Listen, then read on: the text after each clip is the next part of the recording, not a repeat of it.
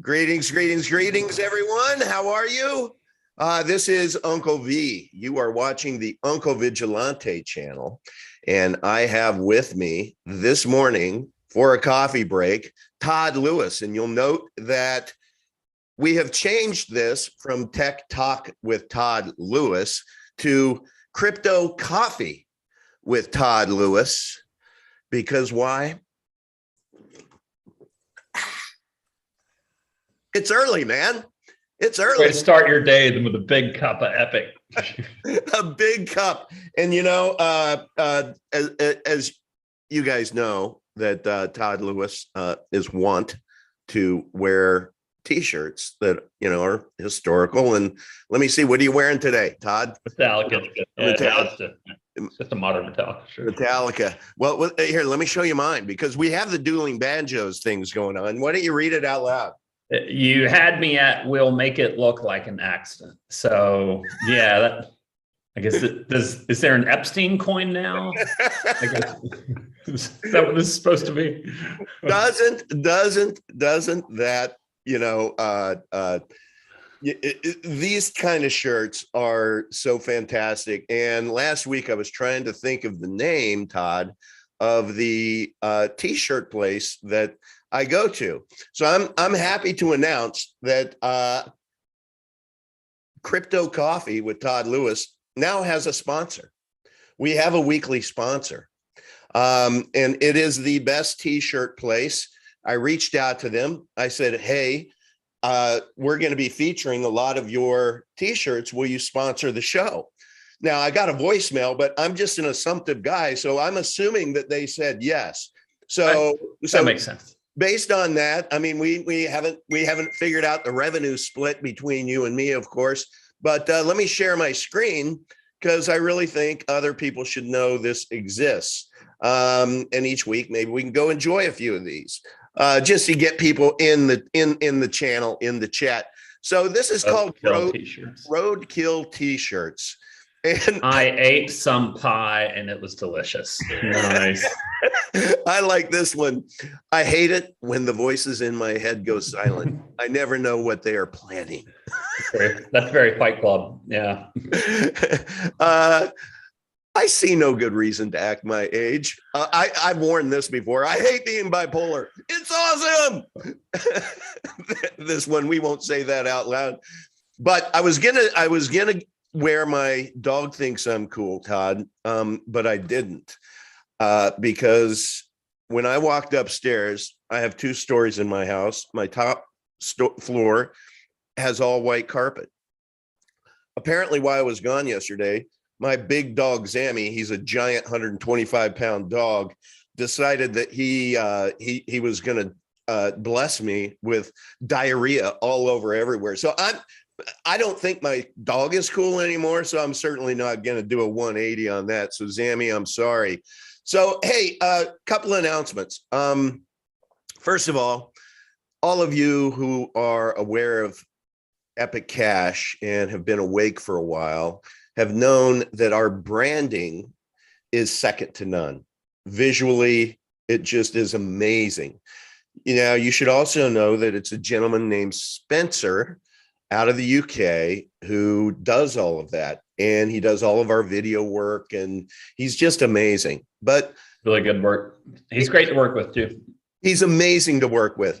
And I would just like to, let me go into the chat here, everyone. I'm going to be the first to say happy birthday. Can I not spell? Birthday, Spencer. Today is Spencer's birthday. So let's wish him a happy birthday in the chat, please. And also, while you're there, why don't you smash that like button? Why don't you subscribe to the channel? I know I'm shadow banned, but it still feels good for me to be able to speak about that. You have to ask, why am I shadow banned? Well, I don't know. Maybe it's because I report on the truth. Oh, speaking of, newsflash. Yesterday, the new Crypto Vigilante pick is out. Yeah. So that's always a big deal, because once every 3 months, they announce a pick. And then that's the opportunity for their subscribers who pay $799 can go buy that pick, and hopefully it'll moon for somebody, like mostly people who already have sell orders in. But I want to just share with you, there was a little blowback because the pick was XEQ. And this is basically generally what we're seeing. But Raph, we already released XEQ last October. Lucy needs a bunker too. If you guys watch Jeff and Lucy's walks, you'll understand that, because he's building a bunker in Mexico. But I guess Lucy needs it too. So all of you who walked into that cell wall, I'm sorry. But this isn't about that. This today is about the quest for superior money. It's the continuation of the series with Todd, to where we are going to walk through all of the positive qualities and attributes of what would make for superior money. If you did not watch our first installment, please go back to last Wednesday and watch it. I think you'll really enjoy it, and it's going to set the table well. What I love about this community, Todd, is that it's very engaged, and there's a lot of people who, with well-meaning hearts, have provided feedback from our first show. One was Pool Boy, who basically said, look, I think it might help with the algorithm and search if, instead of tech talk with Todd Lewis, that why don't you make it crypto talk, because you're going to have more people interested in crypto that are on target, and it's a morning show. Why don't you put coffee in there? So, coachable. This dude's coachable. So now it is going to be crypto coffee with Todd Lewis. And then you'll also see that it says Walmart accepts Epic Cash. Now, we're going to unpack that here. Fake news. No, it's not. It's not. And I'll tell you why. But anyway, Pool Boy, thank you. I also want to give a shout out to Monkman. He is one of our Lord memers. And Todd, he gave the feedback. He said, you and Todd, the two Todds, T-squared, we like seeing your faces, and we like seeing your reactions to each other, because you guys play off each other well. And so please, when you're going through the chart, we don't need to see the chart the whole time. Why don't you reference the chart and then stop sharing the screen and then talk about it? And then you can go back, and when you want to check one of the boxes. Coachability all the way, man. Coachability. So yeah. Thank you, Monkman. And the reason why he wants to do that, Todd, is because he really wants to be able to go in and harvest some of the golden bites, if you will, to turn them into, could be a 2-minute Twitter, or it could just be, who knows? Love our memers. Thank you, everyone out there, for the memes. Yeah. Before you get started sharing, can I just share one with you? It made me very happy. Yes, please. All right. Man, it's so great to see her face and that smile. And I'm just glad that, these mask mandates are over for beautiful people. And, it's been so long since we've been able to see the faces in public of the better people, the superior people, and it just made my heart really happy to see Hillary Clinton here without needing to wear a mask and that non-white servant down there. Oh, I hadn't even noticed that part. Has to wear one. Well, that's inconvenient. So I'll just stop the share there. Okay. Wow. Adrenochrome has served her well. Okay. I'm just going to share the screen real quick before I give my last shout out. And I want to show everyone what this show is all about. And it is about this right here, the quest for superior money.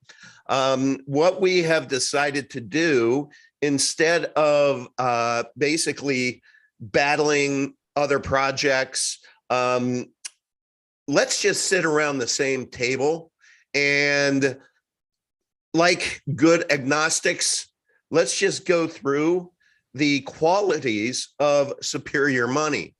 Now, if anyone out there would like to DM me, you can go to Telegram and t.me/Uncle Vigilante. You can reach me there. If you want us to add anything on here, or if you can persuade us to take anything off, hey, we'd have you on the show. You could come try to persuade us. That might be kind of fun. But I think everyone's pretty much in agreement that the qualities that we presented here are what we think in a perfect world. If you could create the most superior money, it would carry these qualities that you see here. So last week, you see that we unpacked fungibility and quantum future proofed. This week, Todd, see, we haven't even talked since last Wednesday. I would like to unpack scarcity, or scarce on this sheet, and inflation resistant, because I think that's very important these days. So let's try to knock those two out. But before we do, and I'll stop sharing Monkman.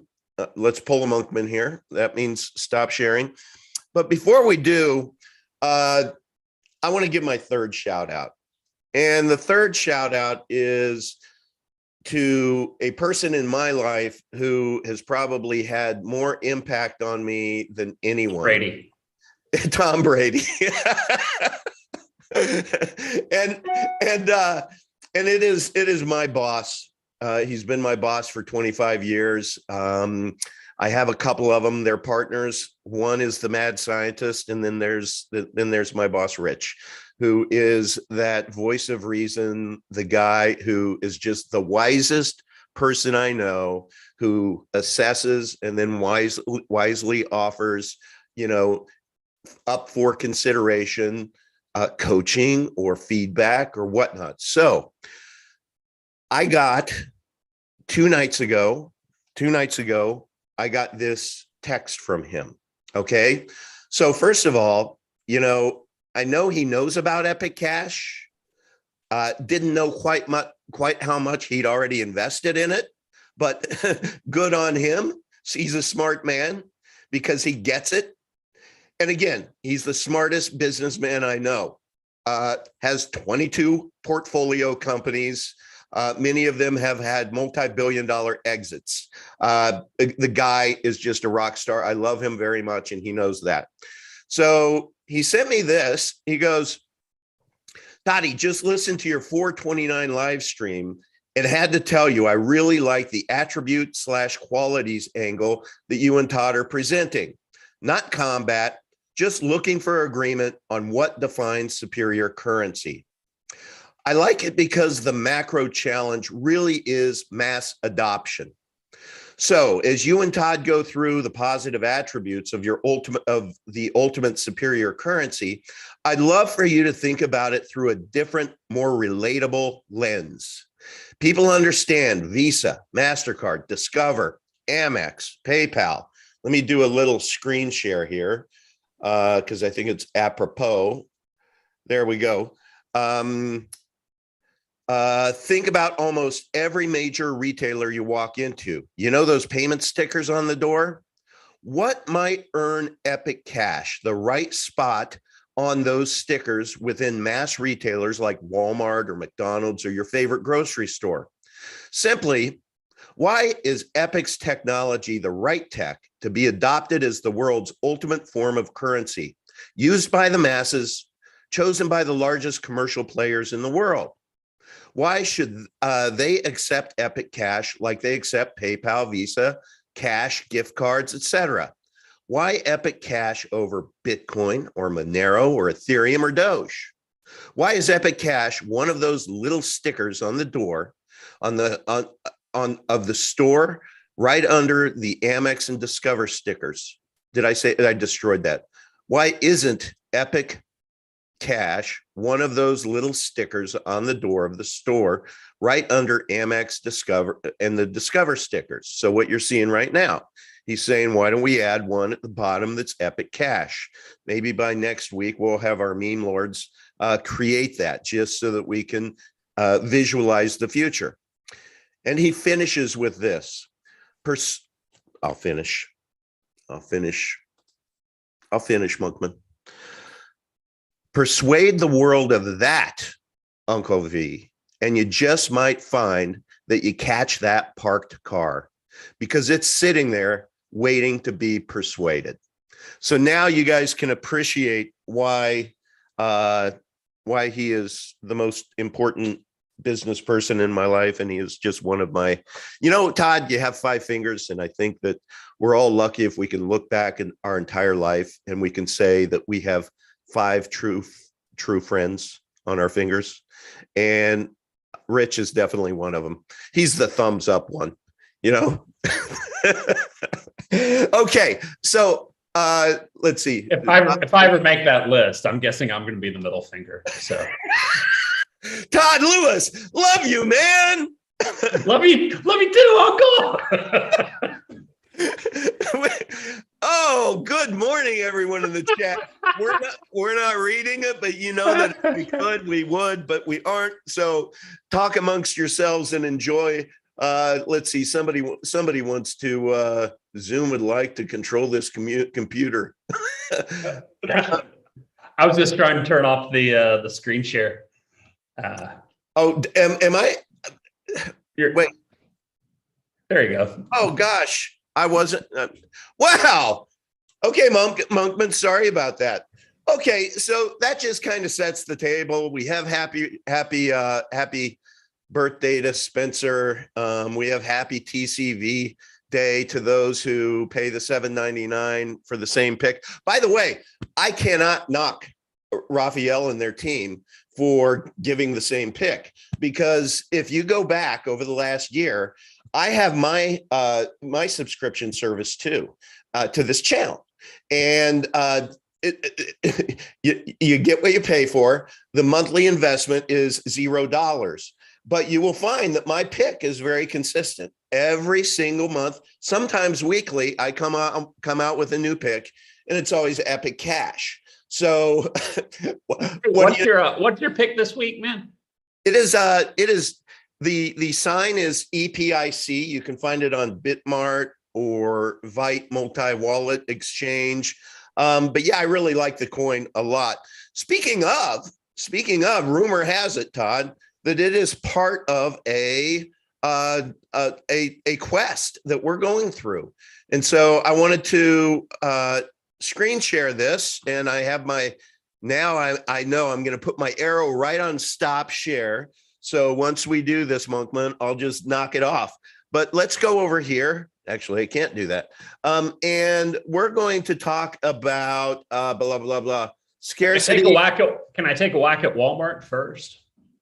Oh, let me just note this. I'm going to put a 1 there. We're going to change that. And then no problem. Inflation resistant. And now let me stop share. And I would like you to take that whack. You're good at it.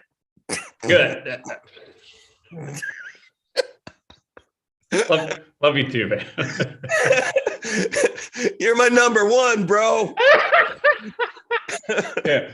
So it's a great thought exercise because who's having more fun than us? Not many people. It's a great thought exercise because the ultimate function of money is to free us from barter in the economy, is to facilitate exchange. And so where is the better medium of exchange, or the better location of exchange, the better marketplace than Walmart? Right. It's a great thought exercise, but also it's Walmart accepting Epic is the end of the journey, not the beginning. So it's important to think about it the right way, right? Okay. Walmart will be the last people, because of their size and their conservatism, and they shouldn't be the early adopters, right? And so the question is, what is the journey that we're starting that ends with Epic being accepted at Walmart? And why does that even matter? It matters because we're believers in superior money, and the mission of Epic is to give superior money to humanity, right? Mm-hmm. Which is, of course, what this series is all about. It's about what superior money is and why we built Epic the way that we did, and our contribution to the conversation around what money should be. Mm-hmm. So that's Walmart being accepted is the end of the journey. So back up. What's the beginning of the journey? The beginning of the journey is the people who don't have payments, the people who don't have access to money, right? To me, that's the logical place for this journey to begin, or people whom the current systems don't serve or serve badly. So and that would be about 1.8 billion people, I believe, that we would call the unbanked. The unbanked are a big chunk of them, yeah. But like Russian refugees would make my list too. I would not be very eager to be leaving Russia with tainted bitcoins. Subject to political pressure. Not even refugees, but those who live there. My wife's mother, as I've shared, is Russian, and we have found it impossible to get money to her. So Epic Cash could be a great form to be able to do that, but she's in her 80s. It's kind of hard to get her to download the multi-wallet exchange. Canadian political dissidents. Mm-hmm. We've seen that one up close and personal.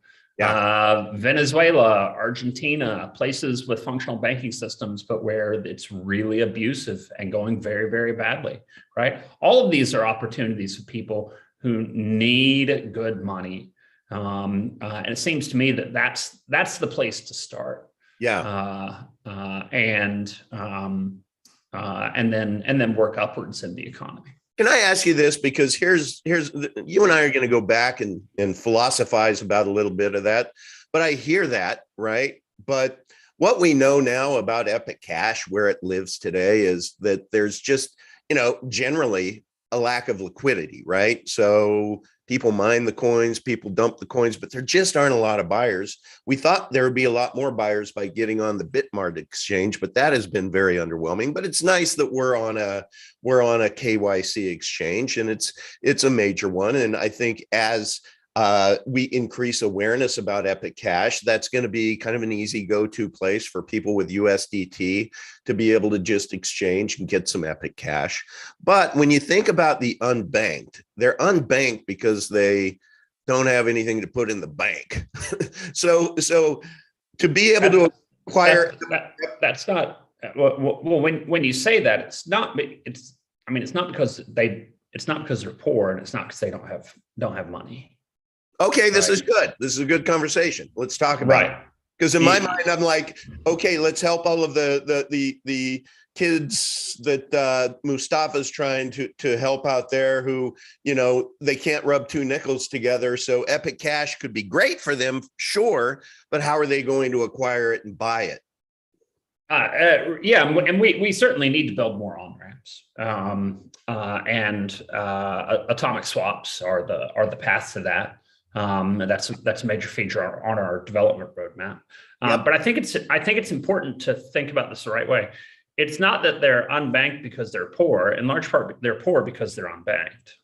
They don't have access to commerce. And poor is not the same as broke. Okay. The unbanked are out there. They're farming. They have small stores. They're doing economic activity. They're selling goods and services into the economy. It just could be a lot easier, and they're receiving monetary services could be a lot cheaper, right? And that's the big opportunities for us to bring it to them, which is of course what this checklist is all about. Okay, great. Well, let's go back, and don't get nervous, Monkman. I'm gonna keep. Where are we? There we go. Okay, so last week we covered fungibility and quantum future proof. Now I do want to just do a little fact check and follow up, which is this check box. I want to let you know that we are not going to edit this every single week. We've already made predictions I have of what is going to populate all these cells, but I want to let you know that I have a hard copy that I'm making a copy of to where I'm making my own notes. And under quantum future proofed, I had Epic checked because I know that we're working on it. But Todd's right. Working on it is not the same thing as we already have it. So it's an FF, which stands for future feature. It's on here. The final one, after we do our final episode, I'm going to create a clean copy and it'll all be perfect for you. But I just wanted to let you know. Okay, let's go back to that page. And one last thing I want to share for those who may have not watched last week. What we're doing is we are, where the hell is my, sorry guys, I got to find my mouse. There we go. Okay, so what we've done is we wanted to be able to compare Epic to other forms of money currently. One, we're not going to compare ourselves to every cryptocurrency, just the major one, Bitcoin. And also gold, Federal Reserve notes, and Federal Reserve digital credits, the CBDCs that everybody's reading about today. So let's go down to scarcity, Todd. Why don't you help us? And okay, now that I've shown everyone scarcity, okay, we're not gonna. I'd just like Todd first, if you just kind of give us a little bit of education on what scarcity means to you as a technologist and a designer. It's just mathematical, like what's the quantity, and you've got three different models there. You've got Epic and Bitcoin, which have a fixed emission curve. There's never going to be any more than the maximum. You have gold, which has a very interesting emission property, which is tied to some fundamentals in the economy. And then you have dollars, which also have a very predictable emission policy. And that is the fountain at the Bellagio. The what? The fountain at the Bellagio Hotel in Las Vegas. It just constantly shoots the streams into the sky in artistic patterns, right? It's just, I mean, you've seen video of the fountain at the Bellagio, right? Where it's like, of course, right? They do the water shows, right? So that's the emission policy for the U.S. dollar, and so on the ends, it's both very simple. Epic and Bitcoin are fixed. The dollar is not. Woo! Now with the dollar, also you didn't talk about the central bank digital currencies. I know. Yeah, but from a monetary perspective, cash and electronic bank deposits are the same. Are the same. Okay, fine. Right. In fact, a fun way to think of Federal Reserve notes is that they are a coupon redeemable for an electronic deposit inside of the Fed banking system. Oh, I like that. Okay. Yeah, that makes sense. So they've always been there. See, the digital currencies have been there for a while. Oh, yeah. No, the Federal Reserve System has been digital since the 70s, right? So, okay. There we go. Emergency supply delivery on the airdrop here. The crypto coffee airdrop. I love it. Yeah. My dog gave me quite the airdrop last night. Okay, he's not cool anymore. So you got dollars, the fountain shooting into the sky. You got Bitcoin and Epic, which are fixed and utterly predictable. Gold's the interesting one, actually. Why don't you let everyone know Bitcoin is fixed at what, and Epic is fixed at what? I always forget. It's 21, 22 million, something like that. 21 million. Yeah, whatever. It's in the source code. I don't memorize numbers. But gold is actually the really interesting one there, because one of the nice properties about gold, which crypto does not share, is that gold is fundamentally linked to the productive structure of the economy, and that happens in two ways. Number one, our ability to three ways. Number one, our ability to explore for gold increases as technology advances. Number two, our ability to extract different kinds of gold increases as technology advances. And the huge gold deposits of the 80s and 90s were the result of a technological breakthrough that let us leach much lower value ore than was previously economical. And that was a direct result of the price run up in the 1970s, which spurred innovation in the sector and funded a lot of research on how to unlock new deposits. And the third one is just energy cost. So the energy cost of carting around dirt and refining it into ore is going to be at some level related to the cost of trucking around wheat and turning it into bread, or the cost of carting around cotton and turning it into metallic t-shirts. Mm-hmm. Right. So this is why over long spans of time, gold has incredibly stable purchasing power, because its productive structure in the economy shares so many factors with the productive structure of other factors in the economy. And so as the price of one goes up, the price of the other one go up, and they more or less move together, because diesel is diesel and GPS is GPS, and both contribute to wheat and gold in very similar kinds of ways, which is why the gold price of wheat it has been stable over the course of millennia, right? So gold supply is not fixed. It's much more flexible than Bitcoin or Epic, but it's much more capped than fiat currencies like the dollar or the Mexican peso. So if we go over here to scarcity, and if I can suggest, like what if we, instead of check and X, what if we scored these like 1 to 10? Let's keep it simple for now, and then we can go back and we can do a follow-up to the series with a scoring of each. If it's binary, then I would count the first 3 as scarce and the last. Okay, let's see how I did. But if someone were to come and say, correct. But if someone were to come and say that gold is less scarce than Epic and Bitcoin, they would be right. Yeah. Right. No, actually, Todd, I like that. Hello. The internet says hi. Actually, I like that scoring. I definitely think that we should do that as our what do they call it when the plays end and then they do the encore? So that'll be our encore show. We'll go back through and we'll score all of these.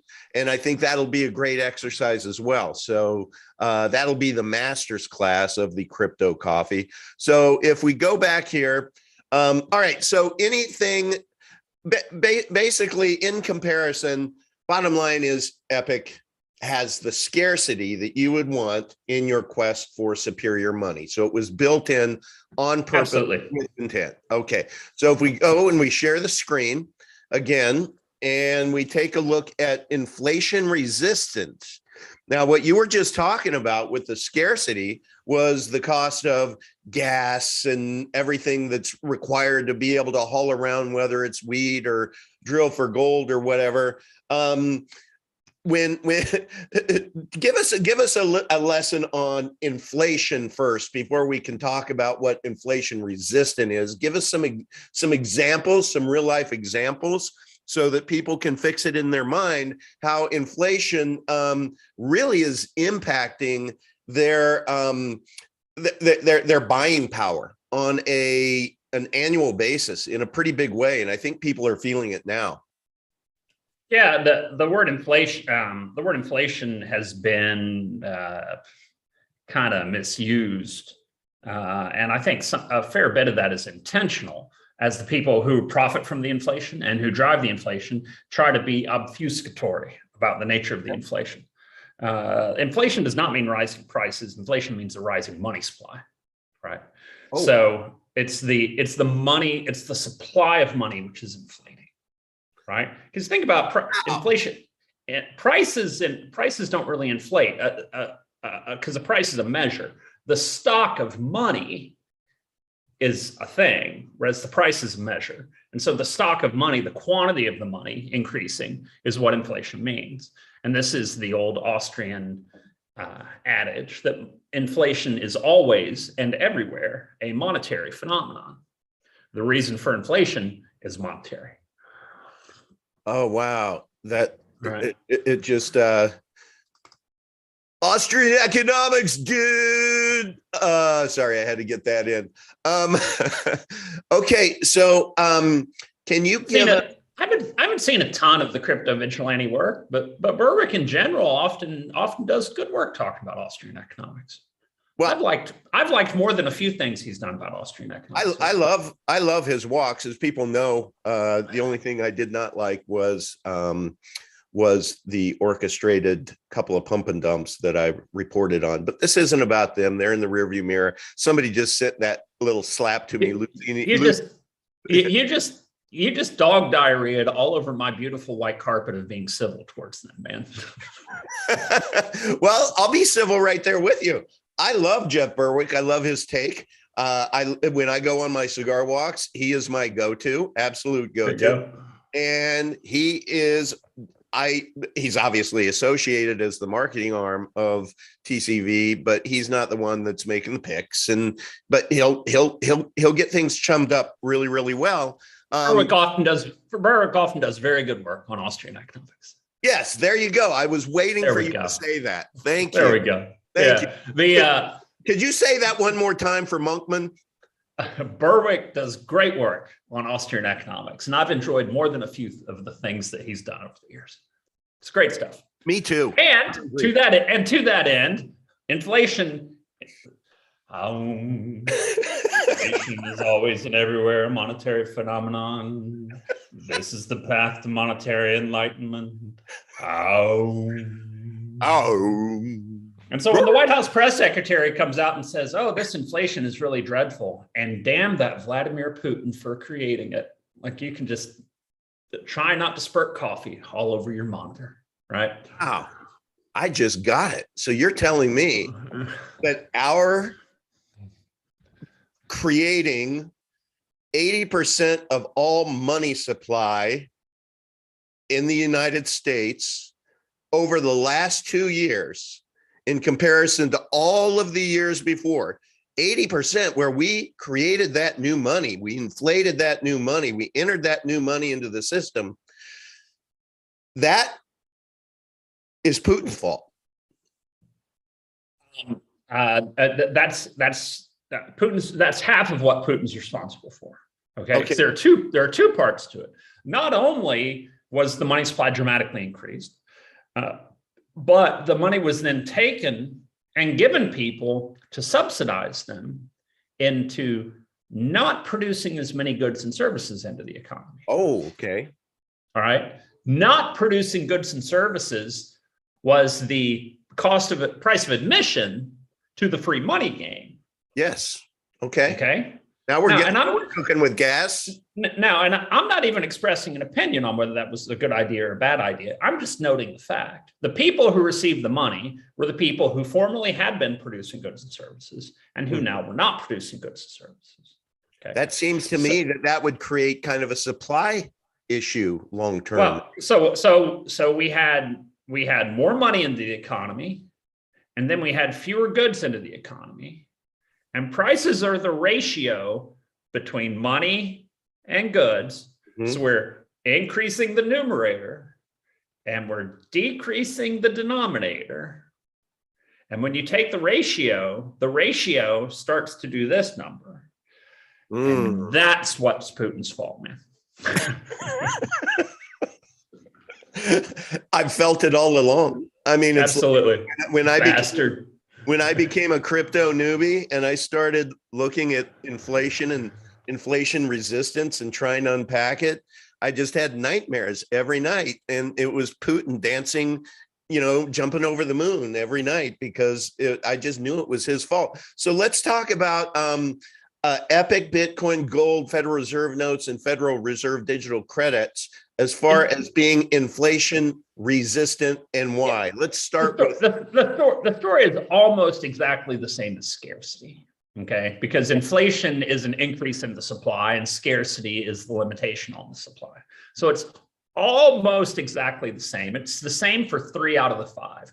For Epic, Bitcoin, and gold, they get check marks because they get check marks on scarcity. However, there is one little caveat. I didn't do anything. All I did was check gold because you said there's a gold.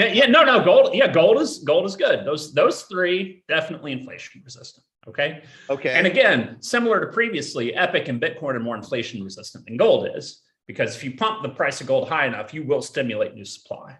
Got With it. Epic and Bitcoin, there is no there is no price level which will stimulate additional supply for Epic. Okay, great. Okay. Now, inflation resistant, the dollar almost completely fails this one, but it isn't almost. Okay. And I'll tell you where we're playing horseshoes here. Yeah, it does deserve an X, but I do want to give it its due. All right. Okay. And, can I give this an X too and then stop? Yes. sharing? No. Yeah. Of course. The monetary supply is the same for the physical notes and for the digital currency. Right. Okay. Great. So it's fine. They'll differ in some other respects related to the nature of the one or the other, but when it comes to money supply, they're identical. Perfect. Right. Because they're fungible. They're fungible from a monetary perspective. And for those who don't know what fungibility means, we covered that last week. Just go watch it. They can be exchanged. They're the same. The caveat on inflation resistance of the US dollar is in 1981, there was a monetary conference in Europe, as I recall, in Zagreb, in Yugoslavia. I could be wrong about that. It's been many years since I've read the accounts. You're never wrong on Wednesdays, so we're giving you that. I think it was an IMF conference, and the head of the Federal Reserve was there, and the heads of the European central banks took him aside and said, this was right around the time that gold was hitting $700-800 an ounce. Okay. The dollar was just completely crashing. Inflation was out of control, and they went to him and they said, "It's time. Okay, it's time for you guys to actually call an end to this inflation. And if you don't, we're not gonna drown with you. We're gonna abandon the dollar." Wow. And they gave him a talking to, and he went and sent interest rates to the moon, choked off borrowers, had a wicked recession, as all the companies that had been premised on cheap money were washed out of the economy and had to go bankrupt. Mm-hmm. Just terrible recession, 1982. And why did that happen? The reason it happened is the insane corporate and government debt levels from the 50s and 60s had already been inflated away. Mm. So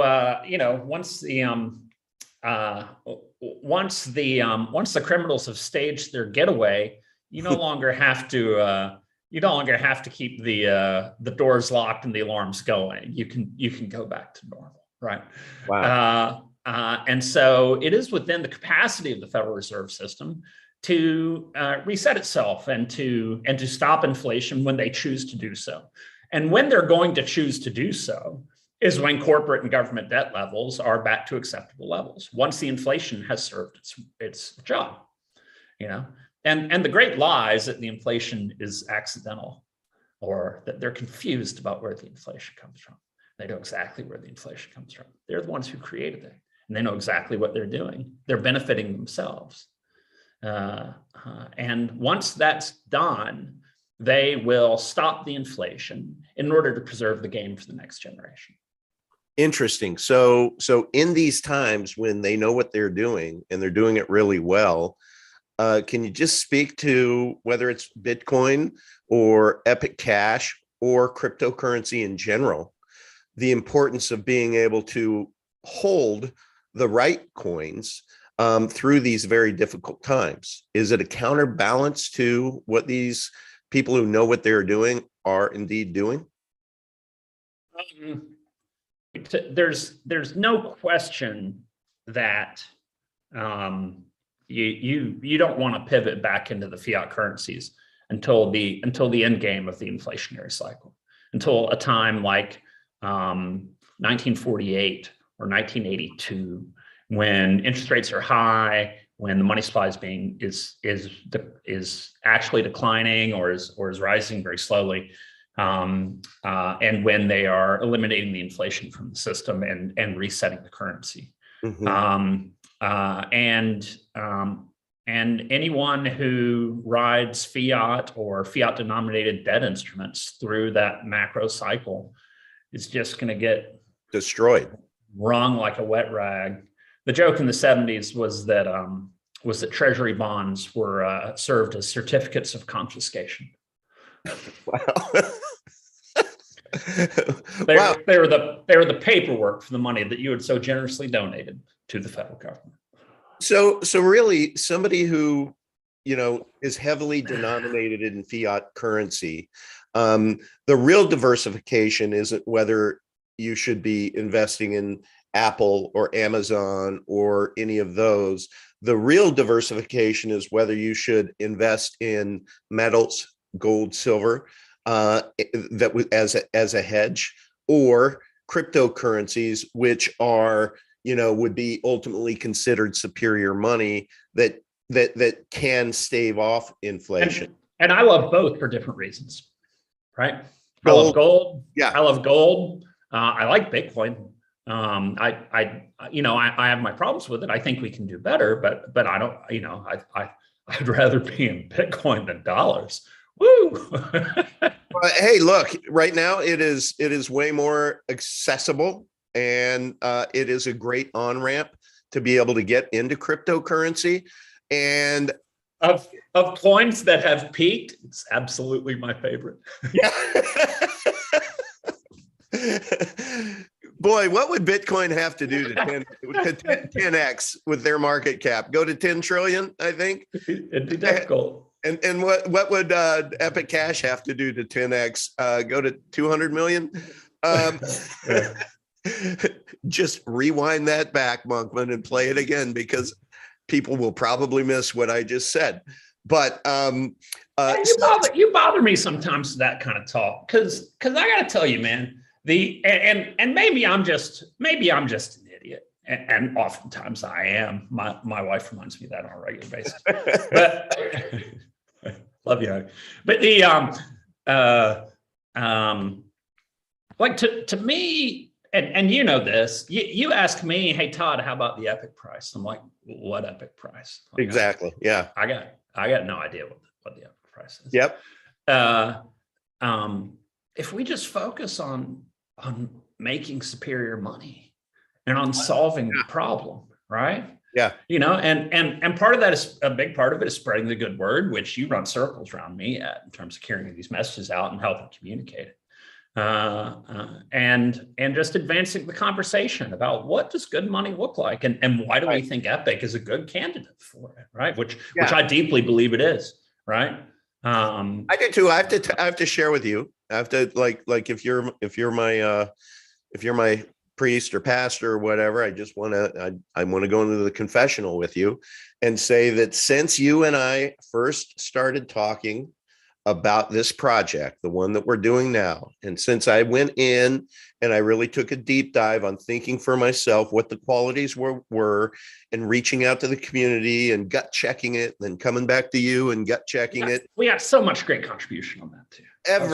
Ever since I started that process, I could not give a shit about the price of Epic Cash, because it became so self-evident to me when I went through and did the math and did the check boxes myself, of which we're going to unpack. And if I'm wrong on some of this it's going to be exposed. We'll fix it. But I think I'm pretty right. And so when I went through that, and I'm like, man, I feel really good about the decision that most people would say you're absolutely insane about, which was making the decision a year ago to begin pivoting out of my fiat that was in 401ks, IRAs, my savings, etc., and getting into first crypto, which is why there's no knock on crypto. I mean, that's the on-ramp. You got to learn somewhere. And ultimately people will discover Epic Cash,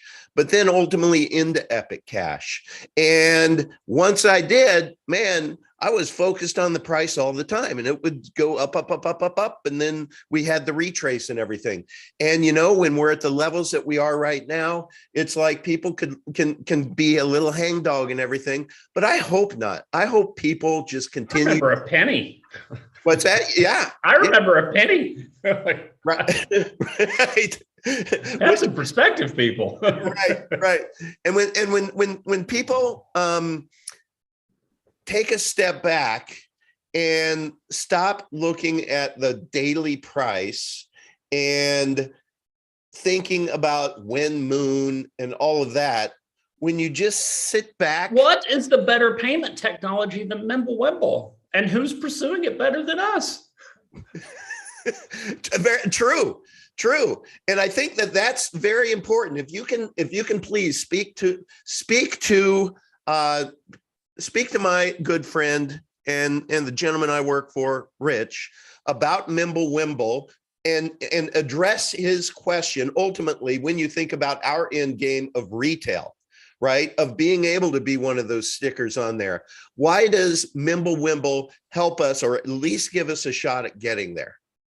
Because Mimblewimble is we know from the last 3,000 years of monetary history, which we have oodles of records for. Yeah. Commercial record keeping is very good, always has been. It's commercial necessity to keep good records, right? Yes. You don't keep good records, you don't have much of a business. So, we've got going back to clay tablets in Sumeria, we've got commercial records, and we know what good money looks like. Mm-hmm. It's fungible, and without privacy, you don't have fungibility of digital assets. It's that simple. Right? You've got tainted coins. You've got political control. You have all the problems that you have in fiat. And so, if it's political money you want, what's the problem with fiat? Right. If it's political money you want, why are you in cryptocurrencies? Mm-hmm. Right? The whole point of cryptocurrencies is to give economic producers a choice of an alternative monetary asset that they can practically hold.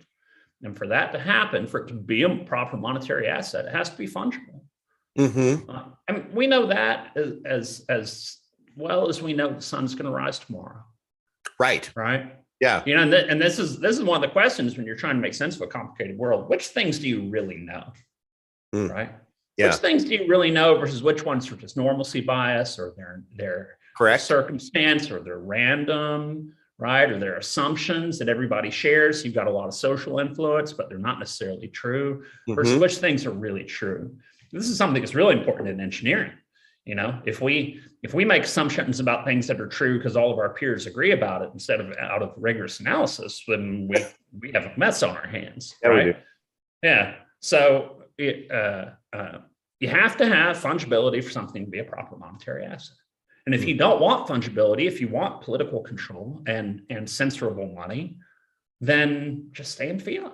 Go for it. Stay in fiat. But what does Mimblewimble do to help Epic Cash? Mimblewimble is the ultimate tool for fungibility, because you can't see the quantities, right? You can't see the origin of the coins. Mm-hmm. All you know is that you have the coins or you don't. Where they came from, you don't know. You can't know. And it is the ultimate tool for achieving that end. There's nothing else like it. There's nothing else even close. But what about all of the three-letter agencies that are trying to crack Monero, for example? What if they do the same thing with the Epic Cash blockchain and they break into our blocks and they take a look inside? Because I know in Monero, it still holds all of the transaction history, but would be very, very difficult for anyone to crack it. But that they are working on cracking it. What about Mimblewimble? Epic Cash. Mimblewimble is I don't like saying bad things about other chains, so you got to give me a second. Okay. Oh, let's give Todd a second. Inflation is always an everywhere monetary phenomenon.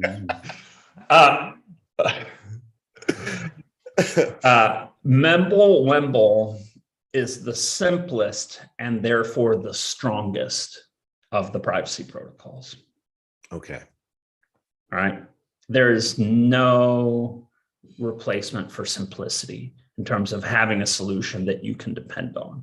And the more complicated the solution is, especially on a security question, where you're trying to create a safety property in terms of systems engineering to get engineering theory on you. Yep. especially when it comes to safety properties, where the key is that it never fail, right? It's not like a feature where it needs to sometimes work. Safety properties need to never fail. And that's why the ultimate guarantee, the thing you want to see above all else when it comes to safety properties in a system, is simplicity. Okay. Can I understand it? Because if I can understand it, I can evaluate it, right? And the other coin privacy protocols are just vastly more complicated. And the assurances they give you are, by and large, not as strong as the assurances that Mimblewimble gives you. So it's a superior solution, and it's simpler. It's not just a little bit simpler. It's a lot simpler. It's a lot simpler. And is it true that there's just nothing, if they did crack it, there's just nothing there for them to, meaning there's no history of where the Epic Cash coin is and who sent it? It depends on which kind of cracking you mean. If they break the fundamental cryptography algorithms that protect the entire digital economy, then if they had a way to factor prime numbers or whatever, factor large numbers, then they could decode SSL, they could decode all encryption everywhere, a crypto apocalypse, right? Okay. And in that case, I mean, it's possible. Actually, I don't know whether it's possible or not. It would hardly matter. It would hardly matter if you had a crypto apocalypse. But the assumption behind cryptocurrencies is that the core cryptography algorithms are going to hold up, right? Yeah. And that's the central applied mathematical question of our age. It's not like it's an unexamined question. So if the fundamental cryptography holds up, then Epic should hold up. So let's just use this as an opportunity to be able to say, so Epic Cash with Mimblewimble. And it'll hold up where Bitcoin doesn't even try. That's what I was going to ask. Right. We're thinking you don't have to break anything to see this in Bitcoin. It's sitting out there in clear text. Yeah, right? It's inviting you to come look up my skirt. I mean, legitimately. And the number of ways that Epic could fail is vastly smaller than the number of ways that competing privacy coins could fail. Right? Okay. You mentioned Monero. Monero has many more ways to fail than Epic does because it's just much more complicated. You know what just goes back to the importance of simplicity. You know what just came to me is that a lot of can I give you one more analogy to make that point? Sure. Right. Why is simplicity so important? Well, if I'm trying to secure a house, right? Which one's easier to do? A house with 9 doors and 31 windows, or a house with a single door, right? House with or a house with 9 windows and 2 approachways and some compound doors and a garage door and like a bunch of, and a screen door with bulletproof glass, and like you got to analyze this and analyze that and analyze this and analyze that. And if you make one mistake on the garage door or the greenhouse door or the basement door, one mistake in any of these 97 different things, one mistake, the house isn't secure. All right. Right. Versus a house with a single door and it's got a bunker door on it, which is designed for security. Right. Yes. Yes. The fact that it's so much simpler to analyze means there's far less scope for a mistake to be made. I like that. And and if you compared that same house to Bitcoin, it would be a house made of glass. Tent. It'd be a tent. Right? a tent with no walls, just the canvas covering. Right? No, not even the canvas covering. I'm just the scaffolding. You can walk through it. You can walk underneath. Just the frame of a yurt, and you can walk right through it. Yeah. Oh, you're talking about the yurt frame coin. That'll be our new inside joke. But I was thinking of Bitcoin, and I'm like, a lot of the narrative out there I've seen a lot of it this last week about crackdown on privacy coins, and a lot of the narrative is centered around Monero and such, and these people who are, entering in bills into legislation and such, they are presuming that everybody who is using a privacy coin is doing it with nefarious purposes. And yet I heard a statistic that still they know that criminal transactions are mostly done with Bitcoin, because guess what? They can track them, they can see them, and they're identifying them. But I was thinking that's not true at all. Most criminal transactions are done with US dollars. Oh, bingo. There you go. But does it mean? Let's not get it twisted here. But when somebody, I guess I was thinking about this yesterday. I'm like, if somebody would approach me and say, "Hey, you're so into privacy coins. If you don't have anything to hide, what do you have to worry about?" And I'm like, you have to worry about fungibility. You have to worry about fungibility. You have to worry about the core property of a monetary asset. If it's not fungible, it's not a commodity. Why were these people sick the day they taught monetary theory at monetary theory school? Let me give you this. Oh, it didn't work. I had a ding, ding, ding, ding working. Darn it. Why didn't that work? I got at least for effect, open this. Go with it, man. Ding, ding, ding. Now I can do it. Give me that last. Still didn't work. My bad. Well, you know what? Our coffee works. But for those of you who, are thinking, if you have nothing to hide, what do you have to worry about? Then I'm just going to ask you. This next week, let's just go through. Clearly not a Russian refugee or an Argentine shopkeeper or a Canadian political protester. Yeah, and what I want to invite people to do is invest your time walking into malls, public facilities, and please just take one of those little wedges with you that you can get from Home Depot.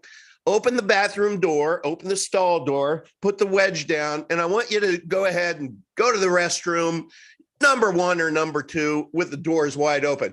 Because if you close those doors, I'm going to presume that you have nefarious purposes in mind. There you go. Am I right or am I right, Todd Lewis? That they are number twoing all over this debate in a way that is reminiscent of your dog's performance. All right, let's do this as our last item, Mr. Lewis, is we score the quality. So I put one as a placeholder for scarcity. What would be scarcity as far as the rank on the quest for superior money? Hey, let's give it an 8, and we can potentially bump it up later. Okay. Whoops, that's the second page. And then inflation resistant. Same. 8. Okay. So we have 8s. Okay, sports fans, this is the last time you're going to see this until next week, because I'm going to stop sharing or Monkman's going to get mad at me. But Todd, this has been a very fun, great. I just already know this is just going to be my favorite hour every week. I love doing this with you, and thanks for carving out the time. And I think this is really, really productive conversation. Have not looked in the chat, but I hope everyone liked it.